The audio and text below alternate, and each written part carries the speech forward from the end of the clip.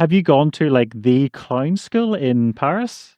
Yeah, I was there. I did the summer course at École Philippe Gaulier in 2016, and then I went back to do the full 2 years in 2019 through COVID, which was quite an experience, finishing up in 2022.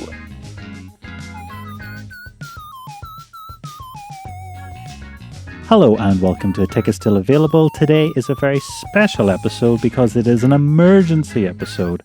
I had planned to record with some performers, but we had technical issues. So hopefully we will be able to record with them at a later date. But I put out the sirens on the Reddit and Jeromaia Detto got back to me with his new Edinburgh Fringe performance. We are in Edinburgh season after all.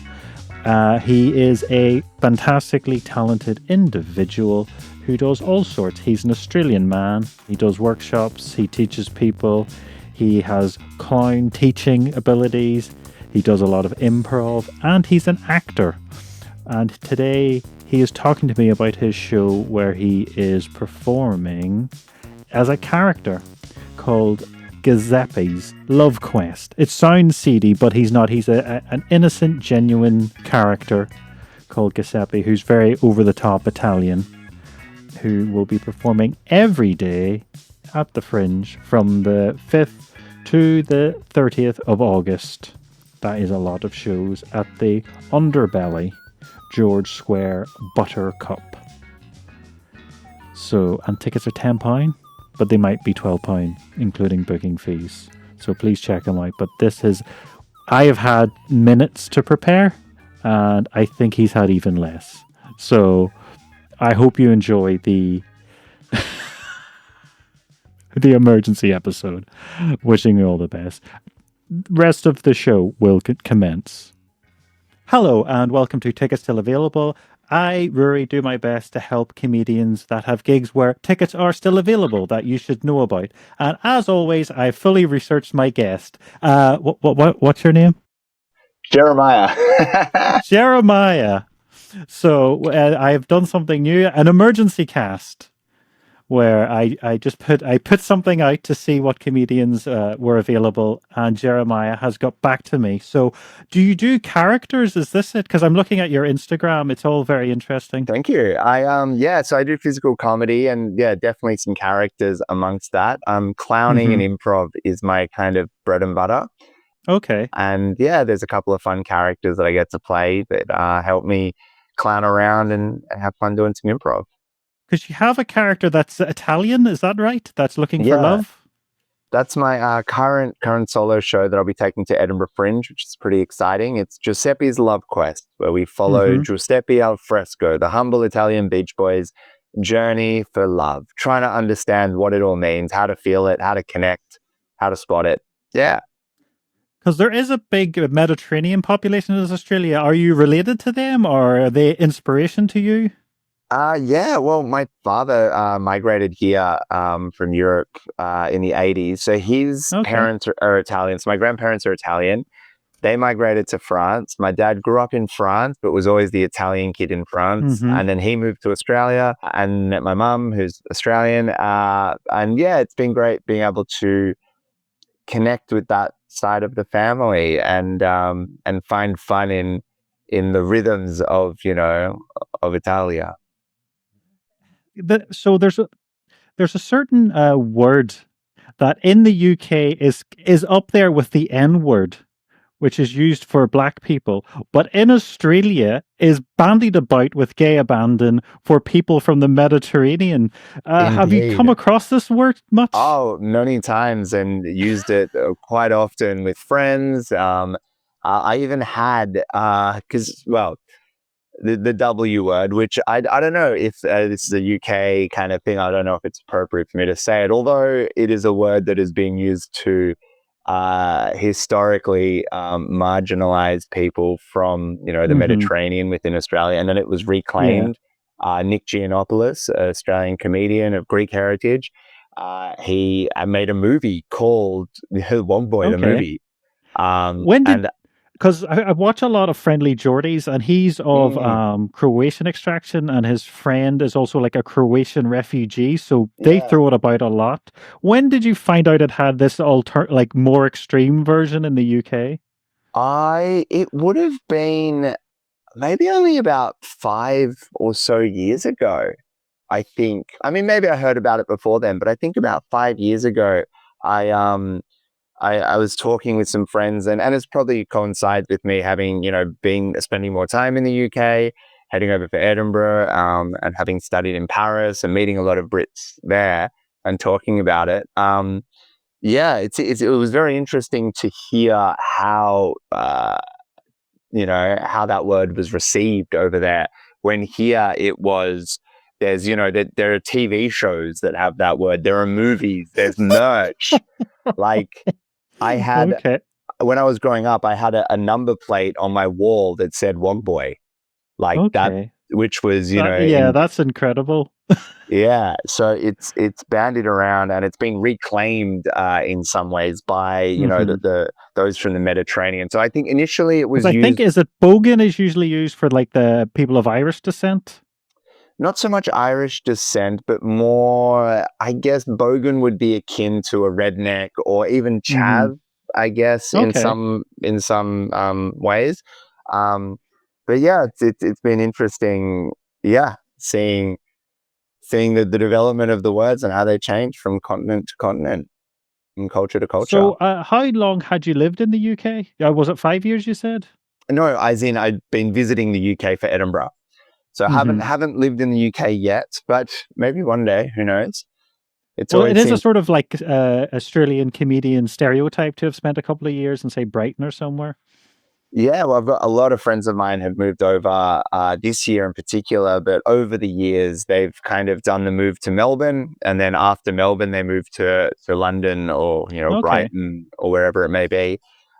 Maybe I don't know. I feel part of me thought about it in terms of like a career move, but I don't know if the quality of life living in London. I don't know Okay. how is it? Are you whereabouts are you based, Well, I'm in Rui? Northern Ireland living in a field, so I have a very different Oh. perspective of things. It does. That does change it. I haven't yet visited Ireland. I'd love to. I'm waiting. I've not had Guinness yet, and I'm waiting to have my Okay. first ever Guinness when I'm in Ireland.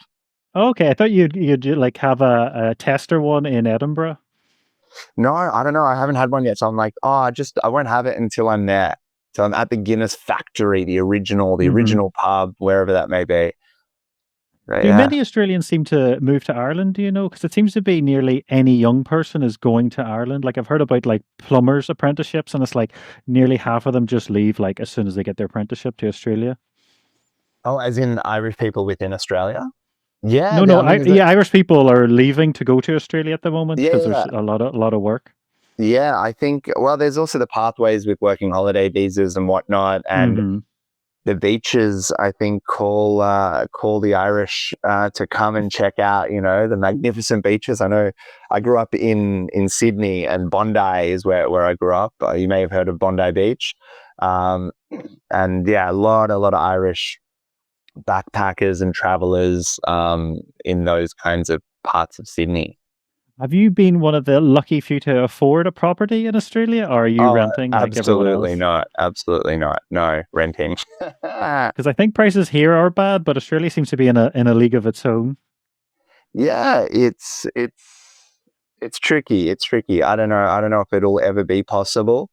Um, but you got to just waiting for that big break, that big Hollywood break as a performer. You never know when it'll come. Okay. I don't know. Maybe it'll be this year in Edinburgh. Maybe people jump on the show and it'll all work out. Who knows? Have everyone being losing their mind? Is there capital gains tax being introduced in Australia that apparently is the worst thing ever that's ever happened? It's been, yeah. So there was big political reform, I think, when it came to certain rules and regulations around negative gearing of properties, and there's been a Yes. lot of confusion and misinformation with how that's, I think, been transmitted. And so the new policy, which in some ways has been an election promise backflip, but has Mm-hmm. also meant that it makes entry into the property market much easier for new home buyers. But Mm-hmm. it's meant that you can't be negatively gearing your third and fourth property. I think you're still allowed one. Yeah, Um, like a normal person. so you can have like your property and then negatively a second one, which may be a holiday home or one investment Mm-hmm. property. But I think it's to curb, the people that have got Yeah, 100 people have properties like or 20, 30, 30 or 100. or however many they have. But it's also been grandfathered as well. So uh, what that means is that, if you've already had doing it, then you're fine. But that's where the misinformation has come in. And a lot of people are like, Mm. what? No way. It's affecting me. And so, no, it's not. Read it. Read the policy. You're fine. But anyway, so it's been quite contentious, but hopefully will work out. You're talking about like hopefully getting discovered at Edinburgh. Who was the last comedian from Australia to get, say, big in America? Oh, in America, from Australia, I don't know who would it Mm-hmm. be.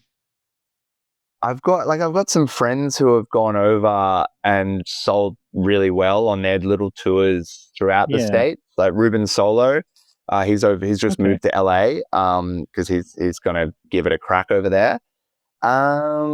Damian Warren Smith, Gary Starr is heading over to New York with Classic Penguins, which I don't know if Yeah. you've seen the show, but it's one of the best shows of the last decade. And he's on track to having a great time. He just did LA, a few shows in LA earlier this year and sold out, which was pretty fantastic. And now he's doing New York. So Okay. yeah, That all sounds very good because I know a guy Barnum. I keep saying Burnham because our new prime minister is called Burnham.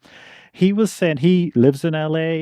He's done very well for himself. Lives in America. He's an American, but he was mm, sort of saying there's like a weird like they like a kind of British. I don't know, glitter on it or something. It's like if someone in Britain thinks it's good, like a high up executive, then that's like an excuse for then Americans to like greenlight something. You haven't heard anything about yeah. that?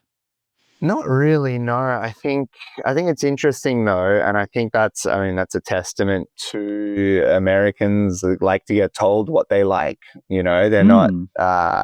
generally speaking, I feel they're very risk averse in that way. I think they have to be Okay. told something's good before they'll jump on it. So yeah, I can totally see that kind of being the case if that's the experience that some people have had.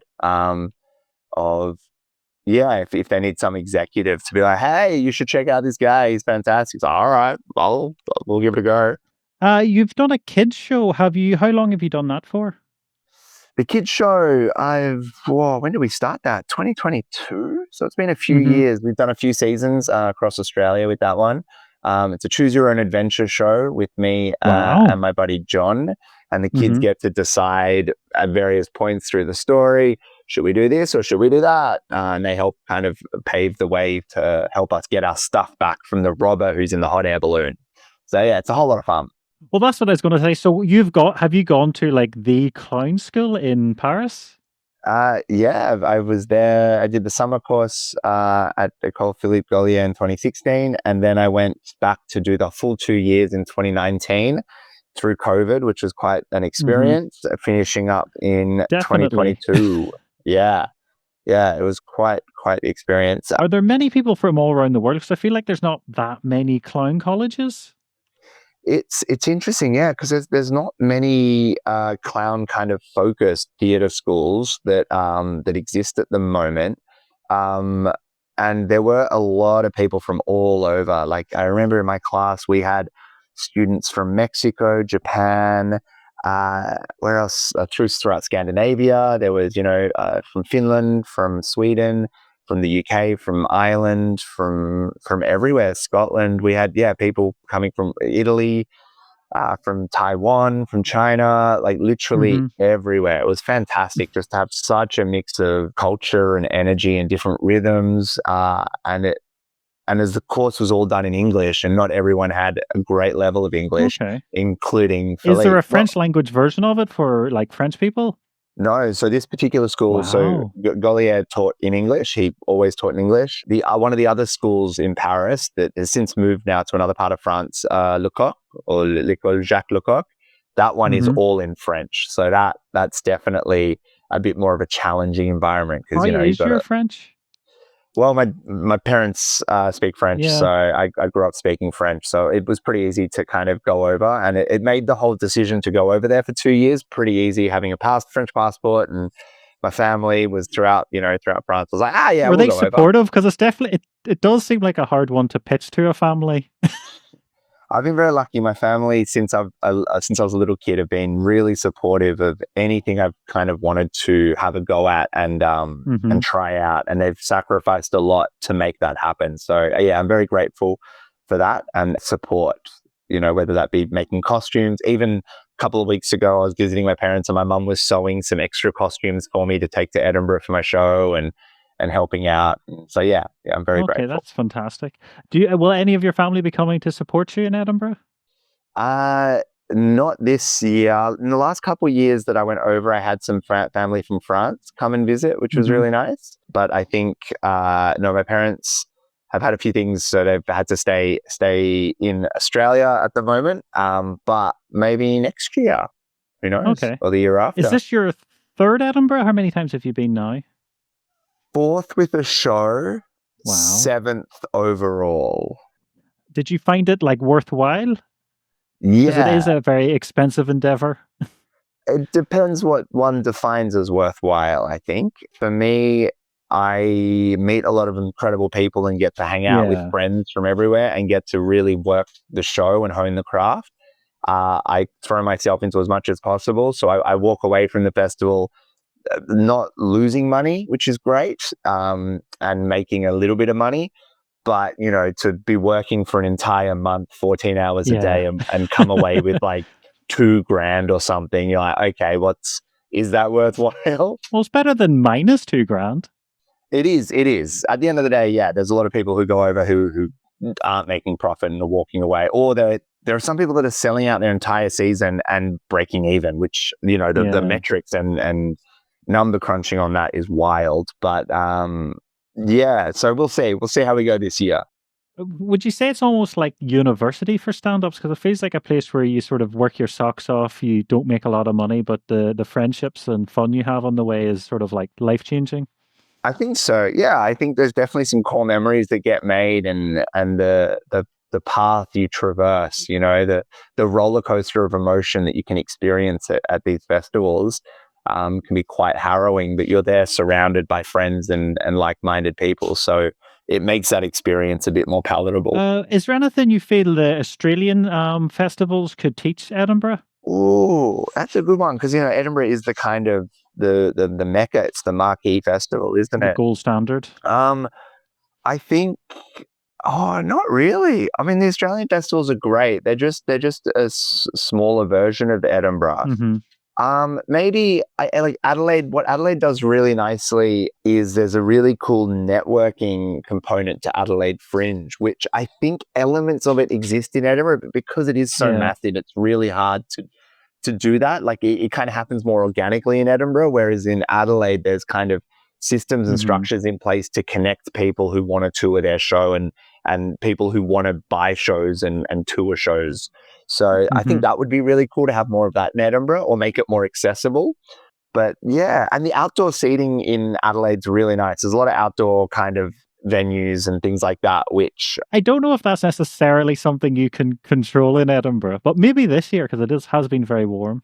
yeah, the weather doesn't allow it. But there's like a lot of outdoor restaurants and like they close off some Mm-hmm. streets and whatnot. So I think it'd be nice in Edinburgh if they closed off more streets and made it more of a street party Okay. environment. And there's a bit of that in Adelaide where they close off one of the main intersections and they have buskers and street performers and all the restaurants that take up the road with Mm-hmm. outdoor seating. So that could be it. That could be a lesson. There you go. Okay. Yeah. I Yeah. just know Edinburgh's a very wealthy city, so it can sort of like tell the performers to what to do as opposed to maybe the other way where Adelaide maybe wants to attract people. I think, yeah, well, it is, I don't know what the stats are, but I can imagine that, the tourist income for Adelaide in that month it probably eclipses all the other months put together. your Italian character, is he genuine or is he like a secret sleazebag, like a secret Russell Brand? Oh, absolutely not. No, he is naive, he's wholesome, and he just is Mm-hmm. trying so hard to understand. I Okay. think there's something, yeah, really nice about the innocence that he brings. And I think, Mm-hmm. I mean, there's an unassuming element of, sometimes he might have a bit of banter and a bit of a jab here and there, not realizing it, which is always fun to play with. But I'm a big believer in creating spaces that audiences want to join in and play. And Yeah. yeah, it's not as, I mean, it's easy just to kind of shit on the audience and be rude and Mm-hmm. mean and like that kind of thing. But I think it's a bit more of a challenge and more exciting to create a space where they want to join in that fun and be involved and they're happy to sit in the front row for the experience. How is your Italian? I speak a bit of Italian. I can understand more than I can speak, and it's Mm-hmm. something I've always I did it at school, and yeah, I'd like to speak more, I think, but it was a bit frustrating growing up having so much of the French, like it was an Italian cultural upbringing through a Mm-hmm. French lens with an Yeah. Australian kind of like undercurrent. I don't know. It's been very interesting So are you able to grow fantastic wine? to grow. Well, I haven't tried yet, but It once I feels get like that you've house. got all of the elements to be like one of the greatest vineyards in the world. Maybe when I'm older, maybe I'll retire, open up I don't know, a little Yeah. residency for artists, make some wine. They can crush some grapes, and Even there though you with go. climate change, there's now wine growing in Ireland, which That's that's not a good incredible. sign. Well, yeah, it's wild the way that's shifting. Hmm. But And they think Glasgow, Edinburgh may be as hot as Madrid, so I don't know what temperature Madrid will be at that point. wow. How was the heat wave for you? Was it all right? I'm not adapted for the heat, so we were kind of high 20s here. Didn't do great. I've tried to buy fans, but they're all going to take about 7 years to arrive. And I was in London there when it was closer to the 30s, and I didn't enjoy it. But so Really? not adapting well. That's great. It's always it is interesting as an Australian to hear, at Hmm. 32 degrees, 33, people are Yeah, freaking out. I think we had a week or a week and a half of 40 degrees yeah. or Well, 38 to it was 40. getting Yeah. nearly close to 40 here, which is, well, in Britain, not Ireland, thankfully yet. But Mm.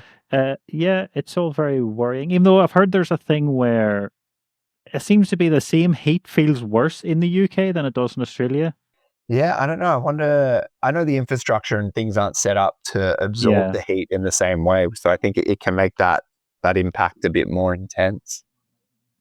With your audience interaction, do you ever have Italians start to talk to you in Italian and you're like, oh, mine's not as good as It's I'd like it? it's one of my favorite gags to do because I Hmm. I didn't notice. I just did some shows in Brisbane, which is northern Australia, or kind of heading a bit further north. And there aren't as many Italians, or at least they didn't come to my show. But in Hmm. Melbourne and Sydney, it was really fun, and Adelaide to play into it. And because I can speak enough Italian to draw someone in, but obviously once they go, I'm like, I got no idea.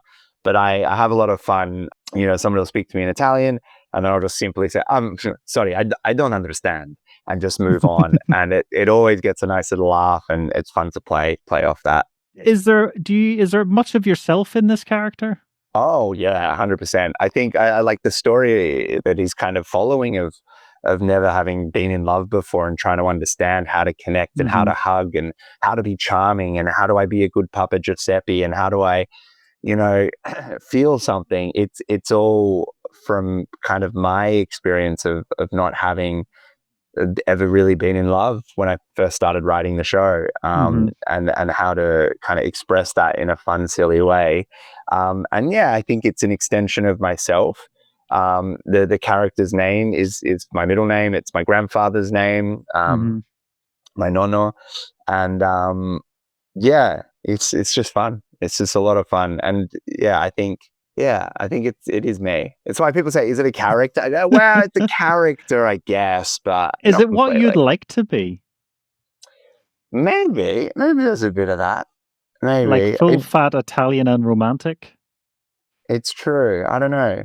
It could be fun, bit of a switch. Just a Hmm. dog like this for the next rest of my life. It's so easy. Wow, it's so beautiful. But I don't know. It could be. What region of Italy have you chosen to base it on? Because I wouldn't know the intricacies. Oh, I haven't gone that deep into the voice. I think the accent is more from like my cousins. I remember from Hmm. Milan, and when they were speaking English, and other friends and people that I've met along the way. But my family's from Puglia in the south, um, Okay.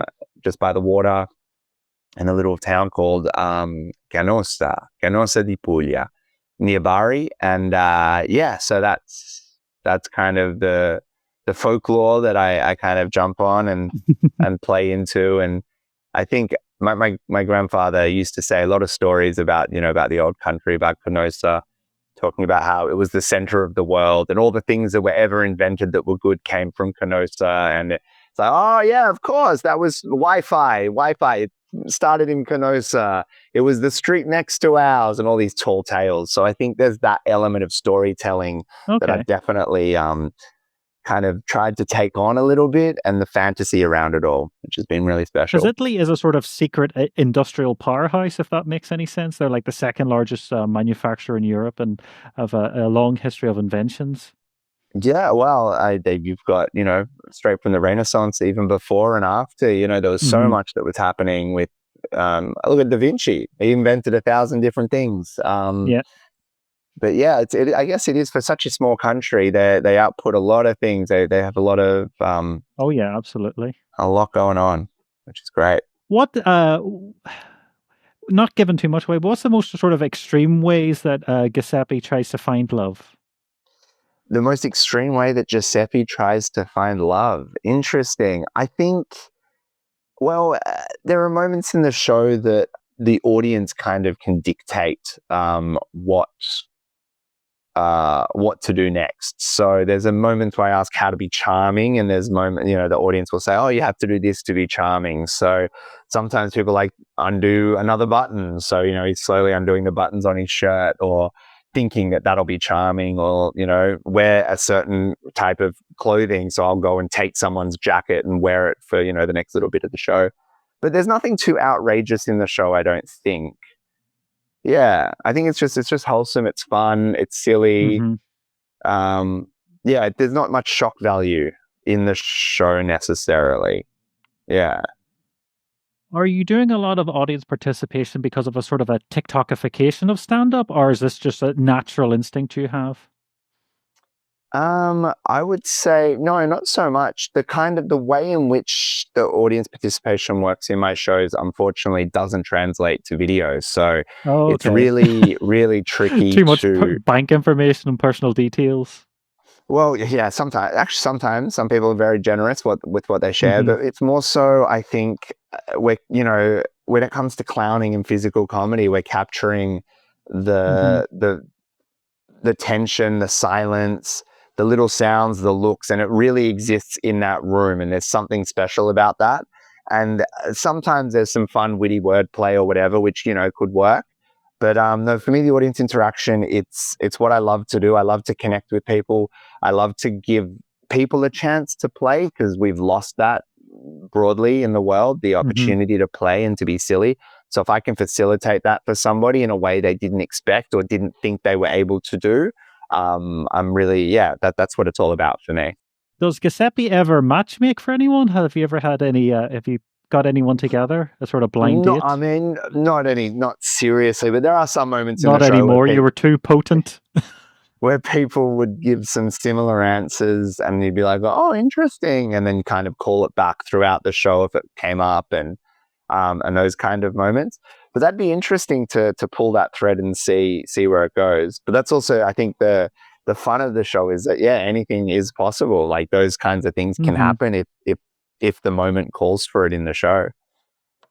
Are you aware of the work of Cilla Black and the British TV show Blind Date? Yeah, I know Blind Date. Yeah, Blind Date. That's it's been around for. I know the person who is the narrator of Blind Dates, Okay. Is Daisy there a Doris Blind Date May. Australia? Because I'm just thinking of like the original one. There is, there is a Blind Date Australian. I had a friend of mine who was on the show on the latest season. She was on it, Hmm. which is pretty cool. Okay, wow. Yeah, so yeah, it's exciting. And I was chatting to her the other day, and we were saying it could be interesting if, like, for Giuseppe to kind of to go on it like as a character, but maybe the other person doesn't know it's a character, just as like a kind of Okay. fun episode. I don't know if that would Giuseppe work. could be a good presenter for it, I think. That would be interesting as well, to kind of get Giuseppe's take on what it's all about. Who knows? I don't know. And then you can sort of bring up sort of Australian stereotypes that an Italian man maybe isn't aware of. Yeah, it could be interesting to explore that. And I think that's something really fun about Giuseppe, is that naivety he can play with, Hmm. the innocence that he can use to kind of bring attention to these cultural differences, or, what might be happening. What is modern clowning? Modern clowning, I think, can be defined as, well, it's moved away from the traditional circus clown, which I think is what a lot Hmm. of people Yeah, associate absolutely. with the word clown, for good reason. It was like that for 100 years or whatever. But I think modern clowning is getting rid of the red nose and the makeup and all of that, and just Hmm. presenting these characters that are human, that are playful. And maybe it started with like Mr. Bean is a great example of someone Okay. who, fantastic clown. Ron Atkinson does an amazing job at But being. isn't he sort of one of the best like comedic acts worldwide because there was so little language? It meant it could, be broadcast around the world. It absolutely transcended language and culture because it was human, and because it was human, it was relatable. And I think that's something that is so powerful about clown, and definitely modern clown, in this day and age. And it's something, whenever I'm teaching, I always try to focus on, is this Hmm. idea of failure, and to fail spectacularly. And failure is relatable because failure is human. And Mr. Bean does that incredibly. There's so much failure in Yes. that show. And we see it, in other different comedic talents. Jim Carrey's great. Even I Love Hmm. Lucy. All of these kind of physical slapsticky kind of shows that have been around for a while. And then you've got these kind of new people who are coming up now. Dr. Brown, Vigo Venn, Julia Masley, Gary Starr, Stamtown. So many incredible shows. Lucy Hopkins, who's an amazing UK clown. And they all just bring such playfulness and simplicity to it. And I think modern clowning is simple. There's a simplicity which is really exciting. Yeah. You're performing for essentially the whole month, except the 18th for some reason at is it Underbelly? That Underbelly. Yeah, I thought it'd be nice to have a day off. Why not? We'll put one off in the One middle day there. off. It's usually what they do. Last year I had 2 or 3 days. I think I had 2 or 3. I can't remember, because I was doing an improvised clown show last year. So it was a little bit more Yeah. intense. But yeah, this year, just the one day off. And yeah, it'll be exciting. That's kind of par for the course, though. Most people do one off. Hmm. And then, yeah, every single night at 6:45, Underbelly, George Square. Will you be doing any other gigs for like other stand-ups? You'll be maybe doing like quiz shows or things like that?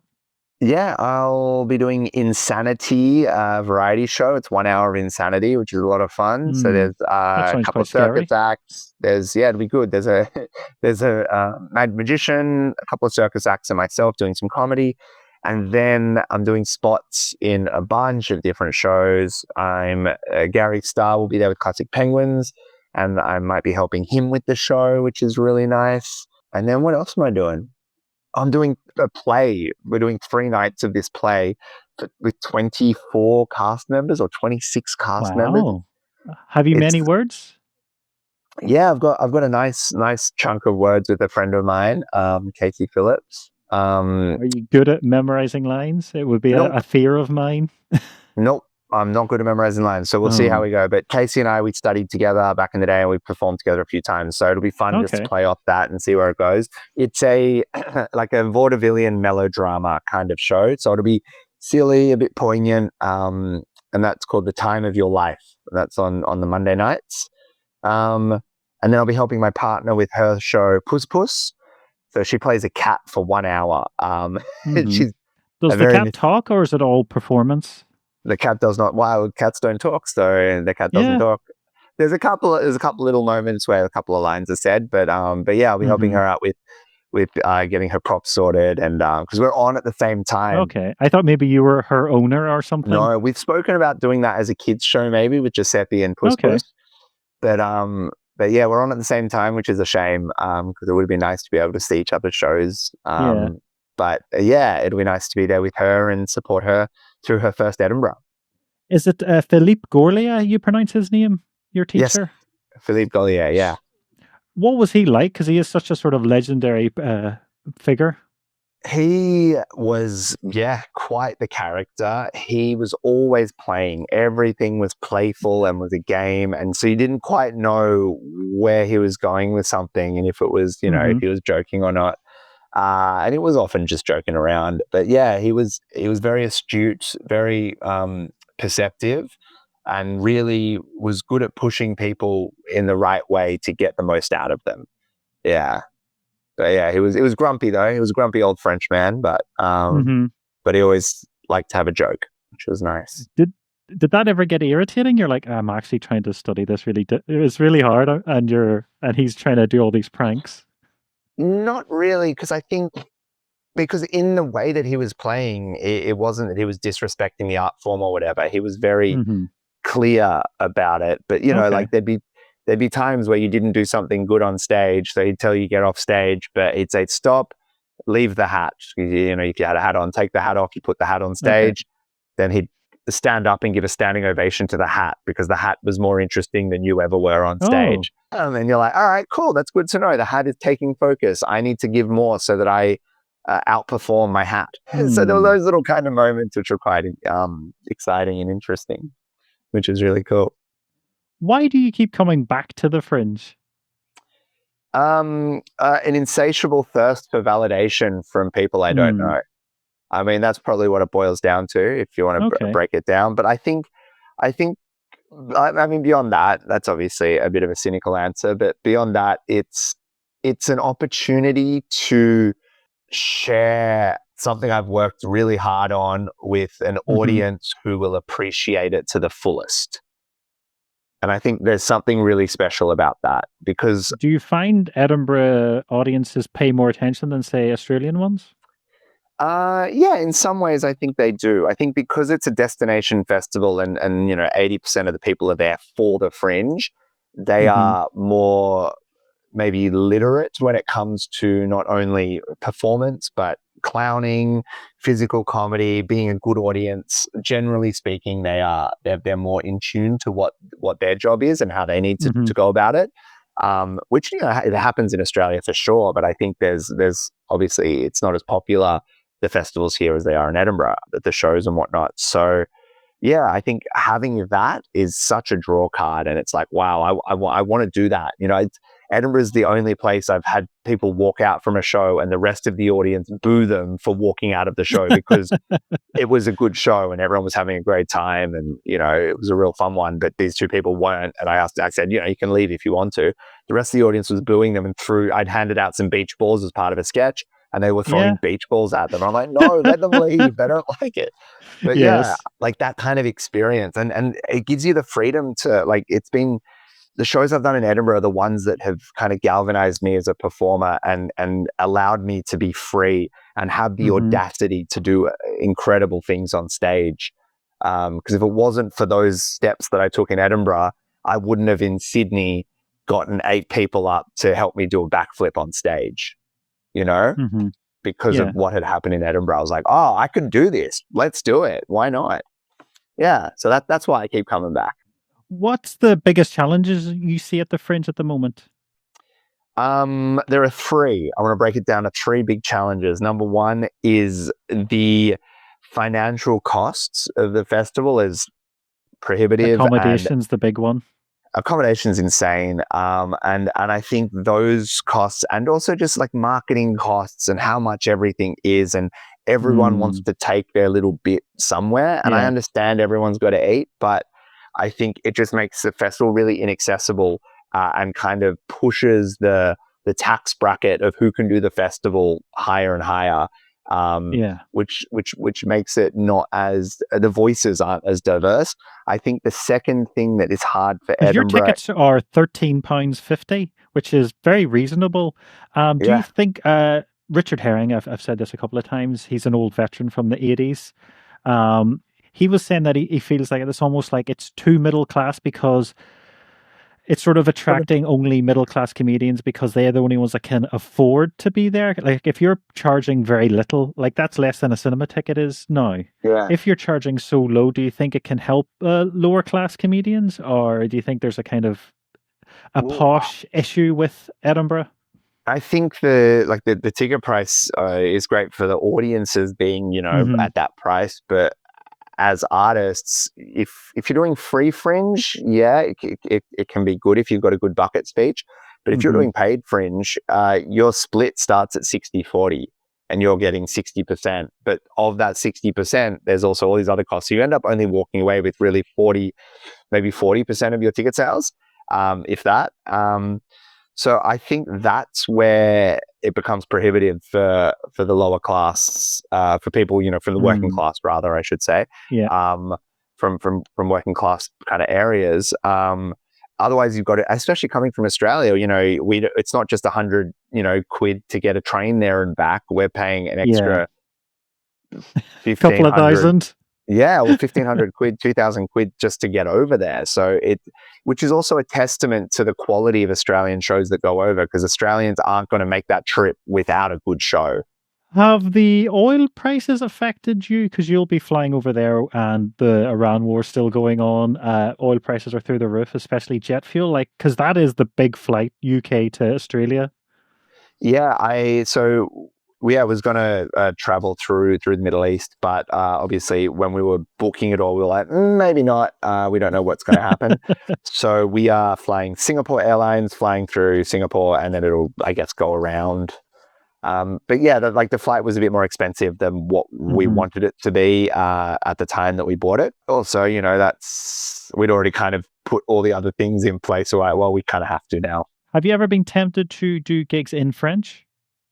Yeah, when I was living there, I was doing some improv shows in France, in French, which was really fun, and that was great to kind of work that side of the brain.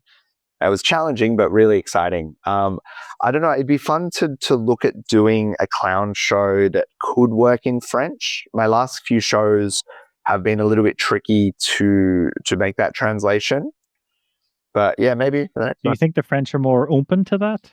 To clowning. Yeah. Yeah, absolutely. I think there's a rich history of clowning in Hmm. France and through Paris, and a lot of circus moving through France, and they had a lot of slapstick comedy and Hmm. those kinds of things. I think, yeah, clowning definitely has an appetite for it. Is there anywhere, any small part of Australia, say, or any country where you're sort of surprised at the audience, at the reaction, and you sort of secretly love going there? Um, hmm, I I don't know. I think like all the major cities aren't too different. I think Sydney's quite Hmm. particular with the way that they react, but I think in like country towns, you always get a mixed bag, and that's always exciting. I've done a few regional gigs now with the kids' show, especially, but also helping friends out with their shows, and just seeing how they respond and what excites them. And they're not Yeah. always used to experiencing not only live theater or live comedy, but especially a kind of comedy that isn't stand-up comedy.